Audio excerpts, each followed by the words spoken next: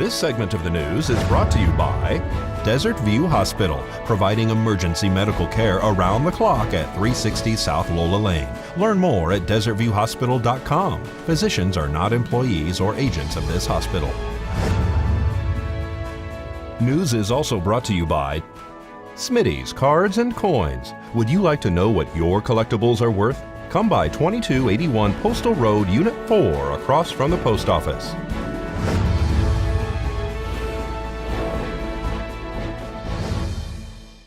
Welcome back to News 46. Well, in today's Business First Brief, Angela Miles tells us about Amazon stock, which continues to grow.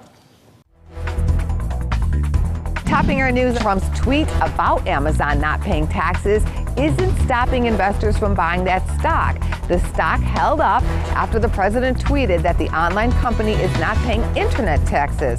Amazon began collecting sales taxes nationwide April 1st. It is possible, however, the president could change internet tax regulations, but he would need the approval of Congress.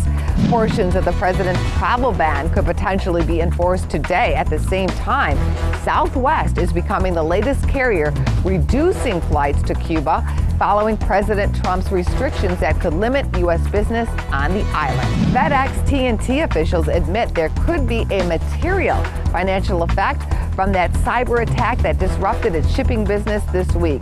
FedEx shares rallied in relief that all other FedEx companies were not affected. Thanks, Angela. House Republicans today passed legislation targeting sanctuary cities' funding and sent a strong message of the dangers posed by undocumented immigrants. Kate's Law is named for Kate Steinle, a young woman murdered on a busy walkway in San Francisco 2 years ago, allegedly by an undocumented immigrant who was deported multiple times.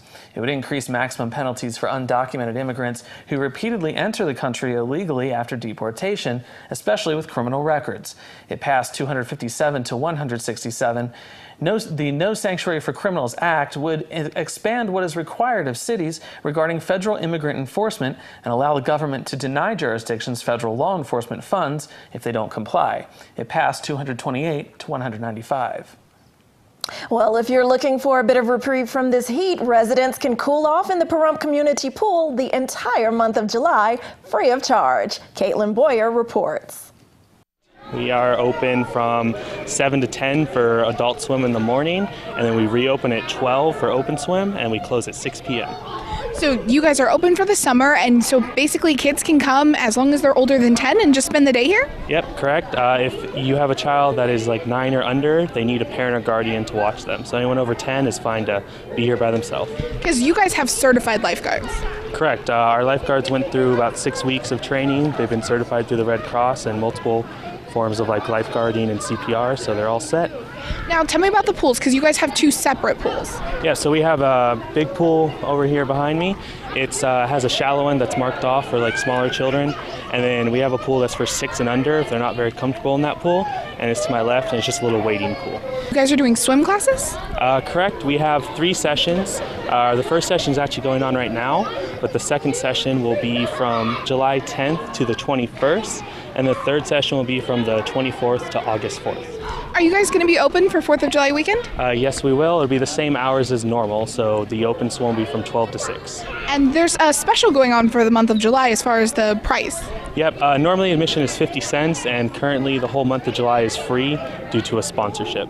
So when you bring your children to the pool, just make sure they have towels, swim trunks, proper like shoes for the deck, so flip-flops, like stuff like that. We don't allow food or drink on deck, so only water, but we do offer life jackets if they need them. And are people allowed to bring like outside things like rafts or floaties or anything like that? So we typically don't allow any sort of like floaties or toys, like big toys in the big pool, but if you have something for your small children, they can use it in the wading pool. What kind of training do you have to go through to become a lifeguard here? You have to first pass an initial swim test, which is a 300-meter free swim, and then you have to do a brick test and a treading test. And then also there's a 6-week certification course? Yeah, you have to go through all of that just to even get to this point, and then after that you have to take another swim test, which is a skills test to put everything together with like CPR and first aid and everything. And then you got to pass that to be here right now. And you guys are also doing swim classes. Yeah, we do them Monday through Friday and 3 times a day. What ages are eligible for the swim classes? All ages, everybody. What's your favorite part about being a lifeguard? Seeing all the kiddos have so much fun. It's the best.